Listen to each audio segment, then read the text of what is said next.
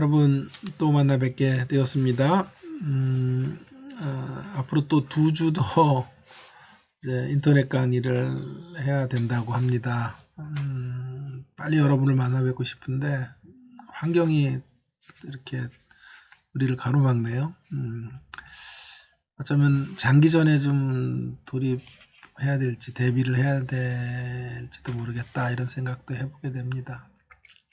기도 많이 해주시고요. 조만간에 클래스에서 여러분을 만날 수 있기를 간절히 바랍니다.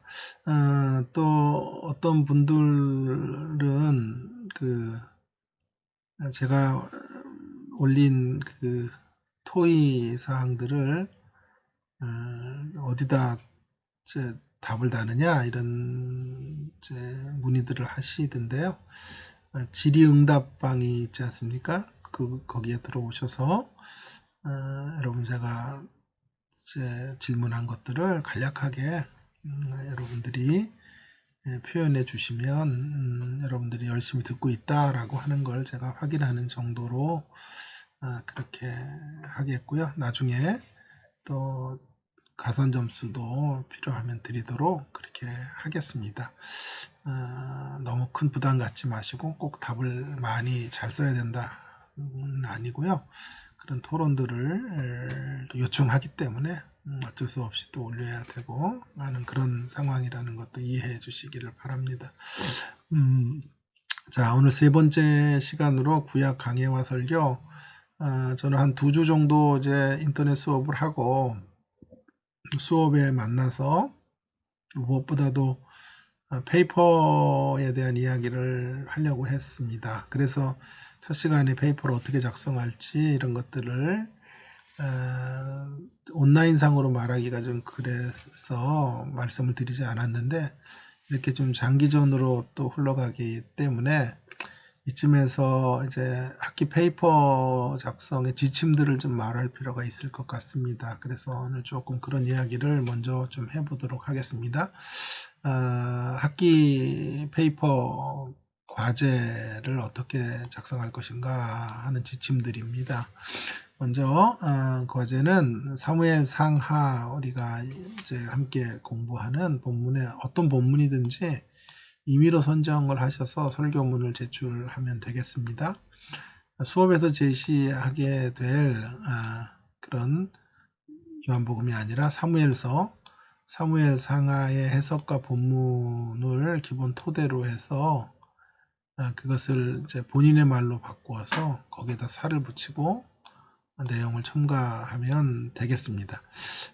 수업에서 이제 여러분 제가 매 시간마다 사무엘 상하의 본문을 여러분들에게 제시를 할 텐데 그것들을 좀 중심으로 여러분들이 그 착상들을 가지고 하시면 좋겠고, 무엇보다도 우리 교재가 참 좋아요. 그래서 그 교재가 사무엘서로 박사학위를 받으신 합신의 교수님이신데, 그래서 그 교재의 착상들을 제가 또 거기다 살을 붙여서 또 수업을 하겠습니다만은, 여러분은 또 거기에다 또 살을 붙이고 해서 페이퍼를 작성하면 되겠습니다.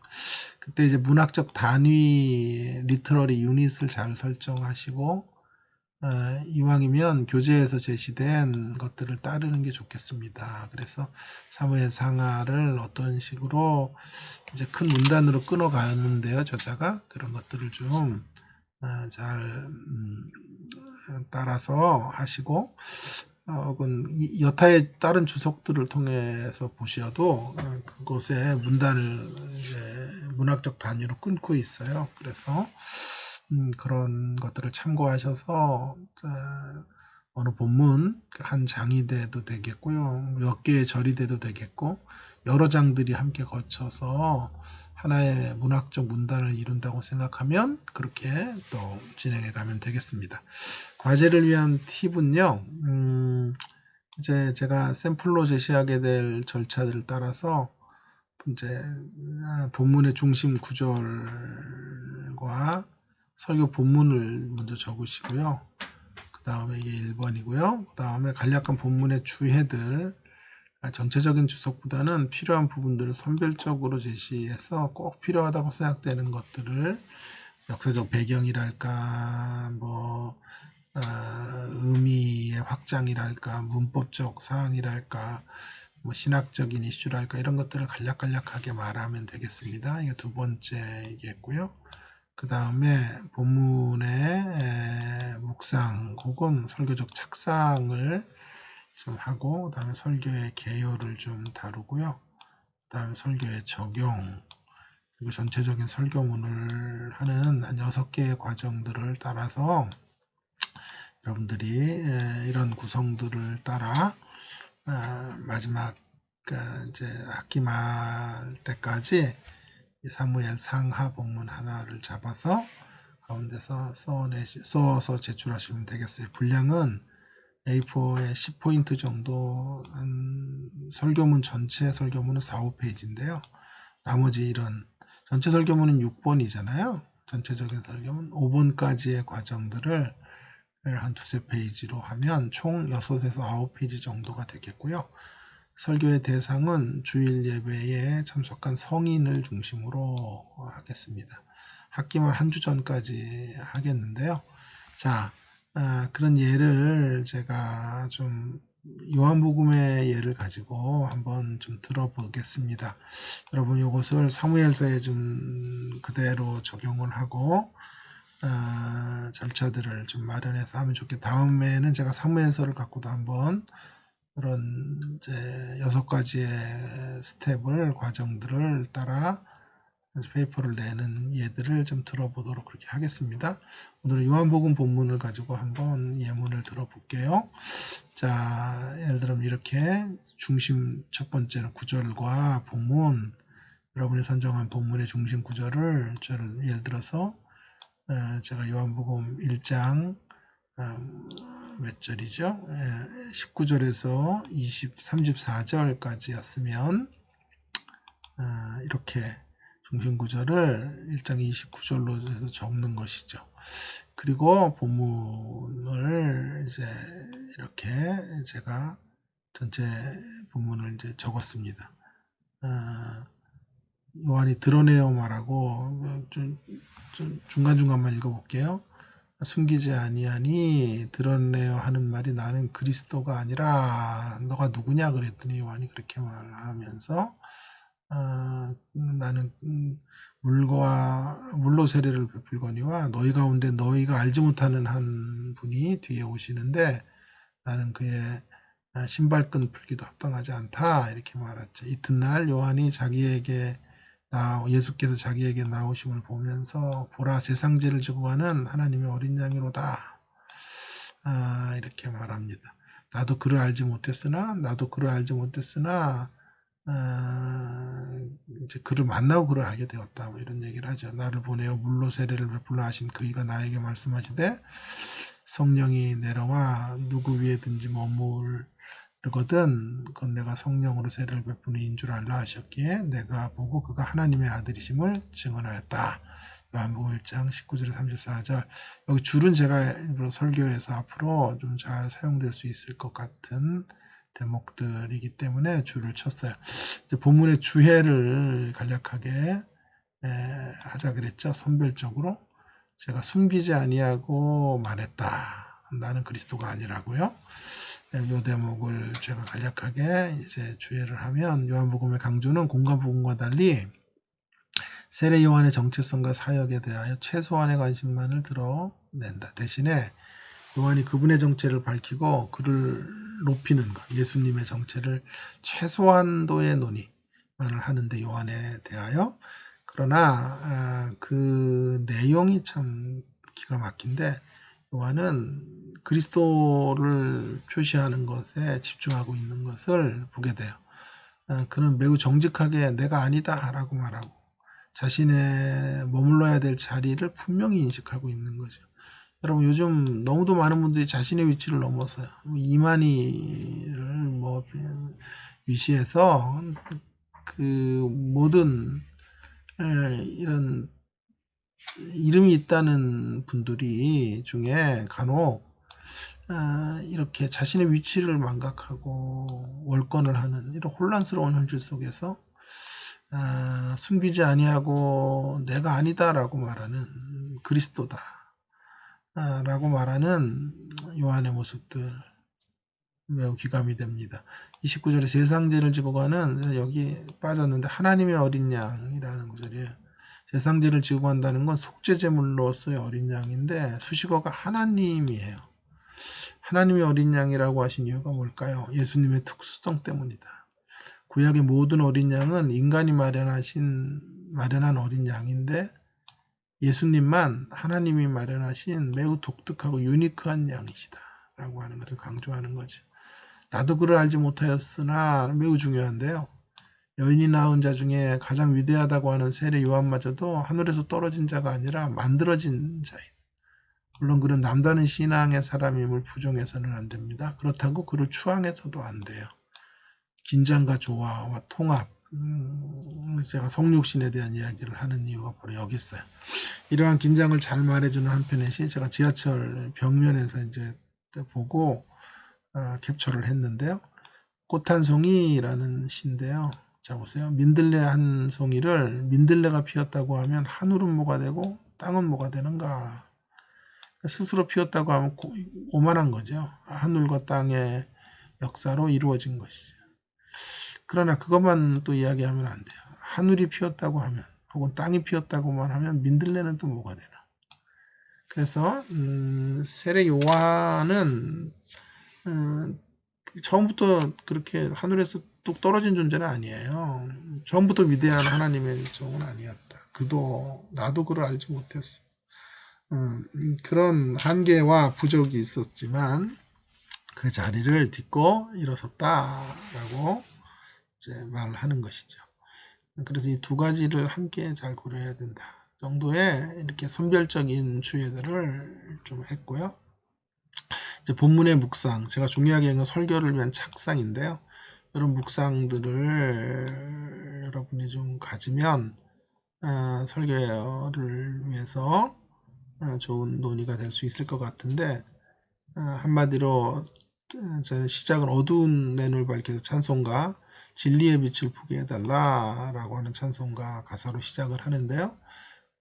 그래서 어두운 눈이 밝아져서 진리를 보게 된 사람이 오늘 요한이고 31절과 33절에 두 번에 걸쳐서 나도 그를 알지 못했다를 강조해요.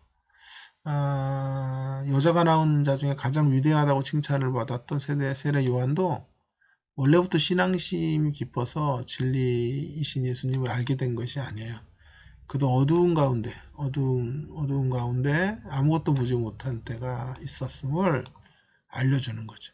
그 눈이 밝아져서 진리를 보고 참 빛을 찾게 된 거죠. 진리의 문외 안의 자리에서 진리를 붙잡는 자리로 나오게 된 것이죠. 세례 요한과 같이 위대한 사람도 보지 못하던 자리에서 소상히 알게 됨으로 나왔다는 것은 적지 않은 위안이 돼요, 우리에게. 세례 요한이 원래부터 비범한 사람이 아니라 하늘에서 태어난 존재가 아니라 은혜의 손길로 만들어진 사람이란 점이 여전히 좁은 눈, 어두운 시야 속에 살고 있는 우리에게 위로가 된다는 것이 첫 번째 제가 좀 논의한 것이고요.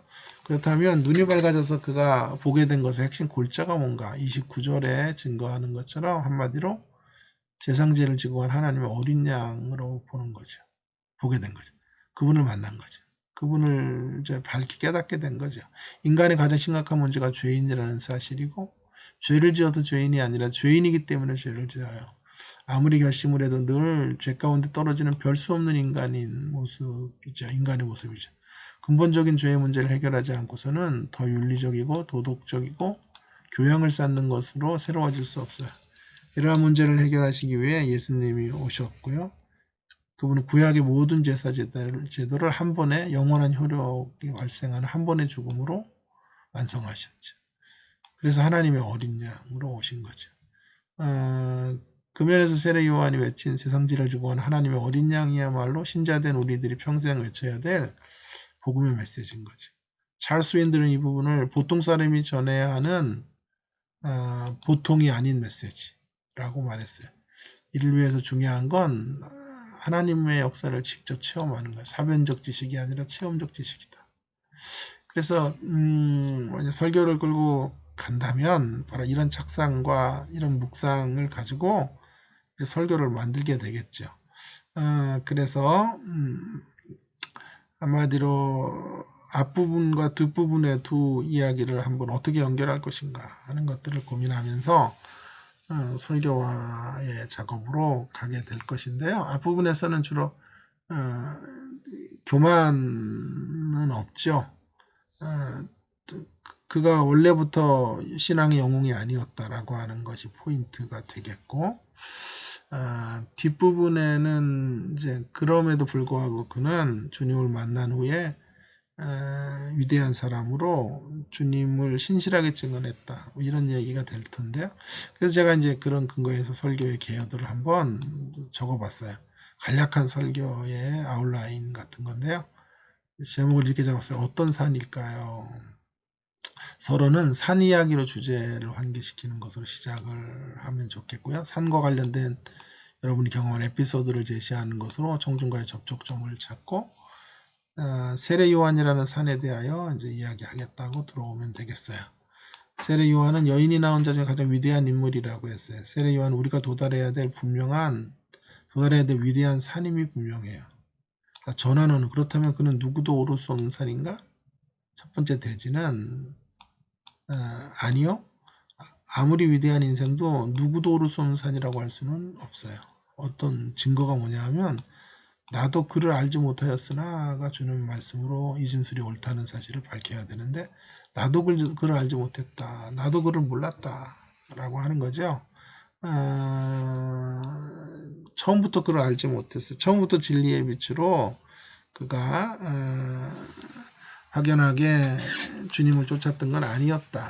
그러니 그가 주님의 열심에 의해서 만들어진 것이지 하늘에서 뚝 떨어진 떡잎부터 영웅이었다라고 말할 수는 없다. 그러므로 누구도 나의 나됨을 주장할 수 없다. 뭐 이런 이야기들. 누구도 하나님의 사역에 쓰여짐에 대하여 감격하는 것이지 교만이 들어올 공간이 없는 인생들이다 라고 하는 거죠. 자, 그렇다면 누구나 오를 수 있는 산인가? 세례 요한은 역시 아니요. 아무나 오를 수 없는 산이라면, 아무나 오를 수 있는 산이라면 결코 위대한 인생이라고 할 수는 없죠.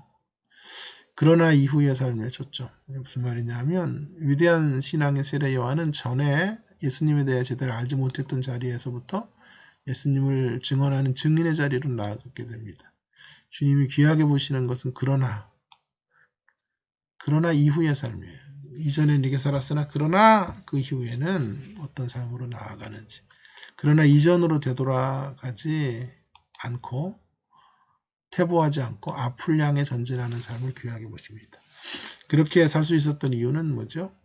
하나님이 어린 양이신 예수님을 진하게 경험하기 때문에 그래요. 경험의 크기가 증인의 크기고 한 인물의 크기를 결정한다. 신앙의 크기를 결정한다. 라고 말할 수 있겠어요. 결론, 민들레 꽃 한 송이라는 시가 말해주듯이 결코 민들레는 하늘과 땅의 도움 없이는 피어날 수 없죠. 모든 종교와 영광은 하나님의 것이에요. 인생은 모두 하나님의 열심을 통해 만들어진 존재일 뿐임을 명심하고 살아가야 합니다. 그것을 한지도 잊지 말아야 돼요. 그것을 망각하는 순간 우리는 교만의 자리로 떨어지고 이스라엘의 사울 왕과 같은 인생으로 맞춰지게 될 거예요. 그러나 민들레가 그저 하늘과 땅의 도움으로만 꽃을 피웠다고 하지는 말아야 합니다. 민들레 꽃 한 송이가 피어오르기까지 얼마나 많은 고뇌와 몸부림이 있었을지를 잊지 말아야 돼요. 신앙은 자세라고 생각해요. 자질과 자격은 없어도 자세는 놓치지 말아야 합니다. 세례 요한이 어떤 자세로 서 있었는지를 알게 하는 대목은 그가 역사의 무대에 서기까지 광야에서 어떻게 있었을까요? 빈들에 있었다. 하나님의 말씀이 빈들에서 사가랴의 아들 요한에게 임했다. 빈들은 기도의 자리예요. 하나님을 처절하게 의존하는 신앙의 자리, 자세를 가졌기 때문에 그가 신앙의 영웅이 될 수 있었다. 이런 이야기들을 설교로 해갈 수 있겠죠.